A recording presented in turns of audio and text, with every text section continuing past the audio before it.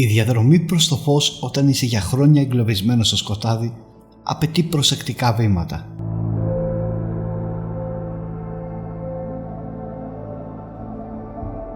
Να γνωρίζεις που πατάς, να βαδίζεις με προσήλωση προκειμένου να μην βυθιστείς ξανά μέσα στους βαθύτερους φόβους μιας ζωής χωρίς τη δυνατότητα της αναζήτησης. Γιατί το φως, όταν βρίσκει μια μικρή χαραμάδα, μπορεί να σου αποκαλύψει τα μονοπάτια της πραγματικής γνώσης. Μπορεί να σου δείξει το δρόμο προς την ανύψωση και την αναπόφευκτη συνάντηση με κάτι θεϊκό.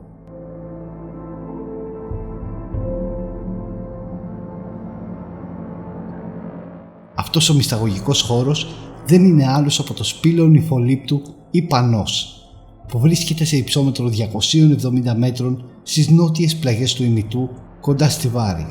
Δυστυχώς το σπήλαιο δεν είναι επισκέψιμο για το ευρύ κοινό, αφού η κατάβαση στο εσωτερικό του έχει χαρακτηριστεί άκρως επικίνδυνη, μιας και τα φυσικά σκαλοπάτια είναι φθαρμένα. Έτσι, ένα λάθος βήμα θα μπορούσε να αποβεί μοιραίο και γι' αυτό επιτρέπεται η πρόσβαση σε σπηλαιολόγους που θα εισχωρήσουν στο εσωτερικό του σπηλαίου με τον κατάλληλο και μόνο εξοπλισμό.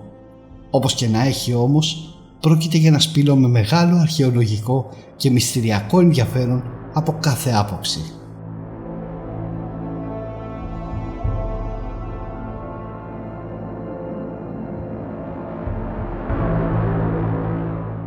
Το μυστηριακό σπήλαιο του Πανός αποτέλεσε λατρευτικό χώρο μέχρι το 3ο αιώνα π.Χ., όπου και εγκαταλείφθηκε ξαφνικά.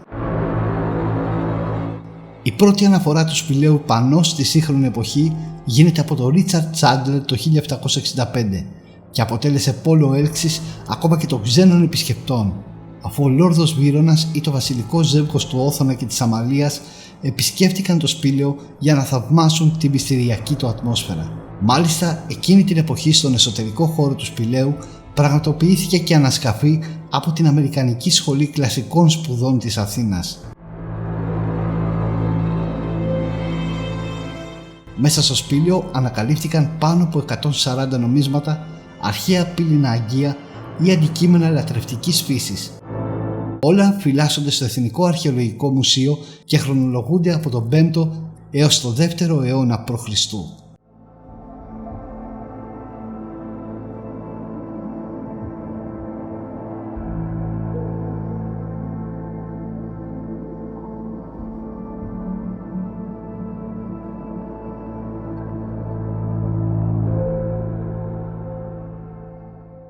Το σπήλαιο του νυφολίπτου πήρε το όνομά του από τον αρχαίδημο της Θήρας ή Σαντορίνης, ο οποίος θεωρήθηκε νυφόλιπτος, δηλαδή μαγεμένος από τις νύμφες, και ο οποίος εγκαταστάθηκε μέσα στο εσωτερικό του.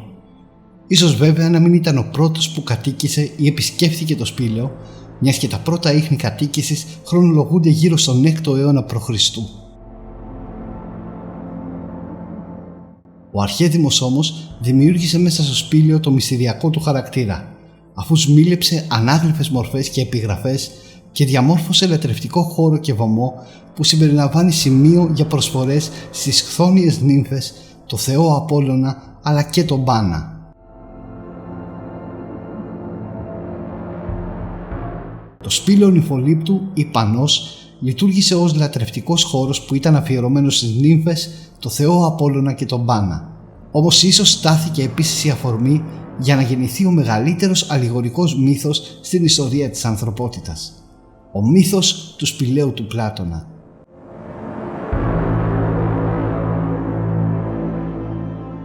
Σύμφωνα με μια ιστορία που διασώζεται από τον Ολυμπιόδωρο και τον Ηλιανό, ο νεαρός Αριστοκλής, που μετέπειτα ονομάστηκε Πλάτωνας εξαιτίας της μεγάλης πλάτης του, επισκέφτηκε σε πολύ μικρή ηλικία το σπήλαιο νυφολίπτου μαζί με τους γονείς του, ώστε να αποδώσουν προσφορές και φόρο τιμή στον Απόλλωνα, τον Πάνα και τις νύμφες.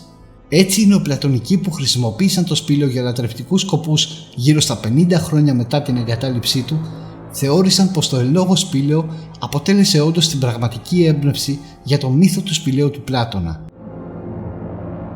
Ανάμεσα σε όλα αυτά βρίσκεται το άγαλμα μιας ακέφαλης θεότητας που κάθεται σε θρόνο, για την οποία υπάρχουν πληροφορίες πως δίπλα της υπήρχαν και άλλες μορφές που πια δεν είναι ορατές. Δίπλα της μάλιστα φέρεται πως υπήρχε μία λεοντοκεφαλή, ενισχύοντας τις πεποιθήσεις πως η θεότητα είναι η θεά Ρέα ή Κιβέλη.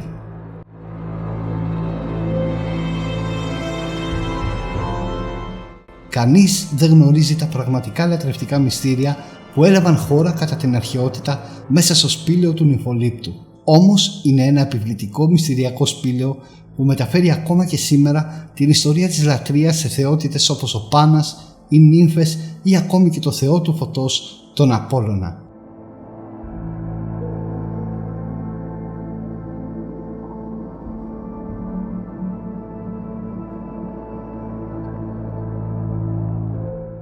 Αυτό που έχει σημασία όμως είναι το γεγονός πως όταν βρίσκεσαι στο εσωτερικό του καταλαβαίνεις αμέσως πως ο άνθρωπος στο σκοτάδι αναζητά πάντα το φως.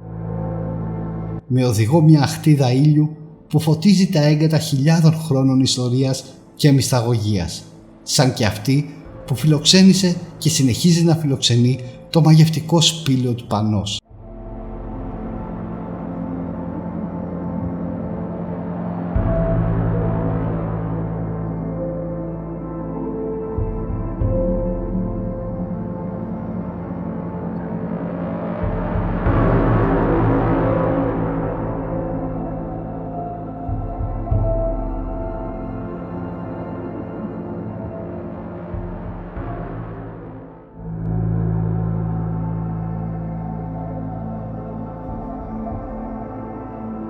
Το Sphinx σε συνεργασία με το Weirdo σας κάνουν δώρο 2 t-shirts ίδια με εκείνο που είδατε προς το τέλος αυτού του επεισοδίου. Έτσι, ακολουθώντας τις οδηγίες που θα σας πω αμέσως τώρα, 2 από εσάς θα κερδίσουν από ένα t-shirt νύμφη ακολουθώντας τα παρακάτω απλά βήματα. Το πρώτο βήμα είναι προφανώς να είστε συνδρομητές στο κανάλι του Weirdo. Το δεύτερο, να κάνετε follow στο Instagram του Sphinx αλλά και στο κανάλι του στο YouTube. Αναλυτικές πληροφορίες για το πώς μπορείτε να κερδίσετε κι εσείς ένα από τα 2 t-shirt που προσφέρει το Sphinx θα βρίσκονται κάτω στην περιγραφή, όπως και τα links από τα social media του Sphinx για να μπορέσετε να έχετε μια έγκυρη συμμετοχή. Τέλος, όσοι δεν είστε συνδρομητές στο κανάλι, μην ξεχάσετε να κάνετε ένα subscribe ώστε να μην χάνετε τα νέα επεισόδια του καναλιού που ανεβαίνουν κάθε εβδομάδα. Να είστε όλοι καλά και θα τα ξαναπούμε όπως πάντα στο επόμενο επεισόδιο.